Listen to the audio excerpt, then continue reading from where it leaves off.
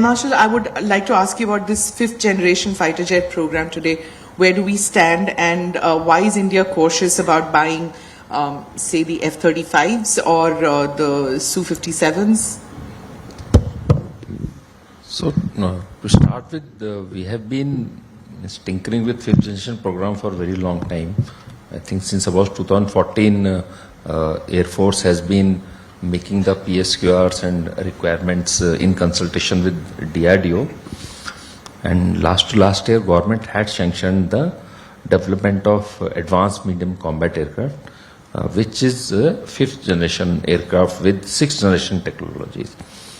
On request of DRDO, actually, they said they cannot directly reach. So, in between, LCA Mark II project was also sanctioned along with it, so that the technologies could be matured on LCA Mark II platform. Like Defense Secretary Sir said, engine is the important thing, and that government is going to take a decision. Now, your question relates to the gap which is there from now to delivery of fifth generation capability. There is some gap there. 8 or 9 or 10 years gap will be there.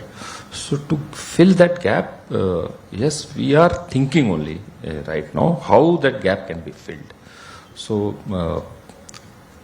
that there are various options. So what are the top? So what are the top 2 or 3 priorities that you have? Means I cannot list the platform that we are still working out, but yes, certainly fifth generation capability, long range air-to-air missile, these kind of we have a list. We have a list which, when my turn comes to say that, I will say that. But as far as fifth generation is coming, we are considering. That is for sure. But what we are not ready to open out as yet. And about the anxiety that people have about depleted squadrons? Yeah, depleted squadron anxiety is there. It is there with us also.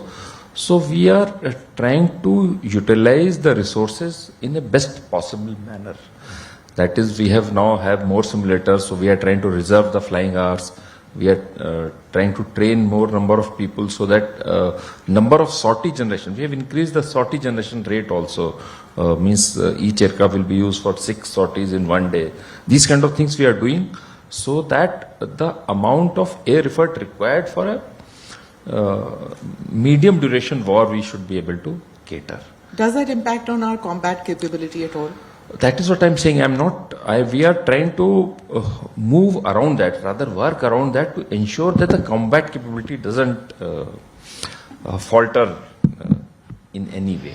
Do subscribe to the ANI Clips channel to get shorter versions of this podcast. Click here to watch the full episode.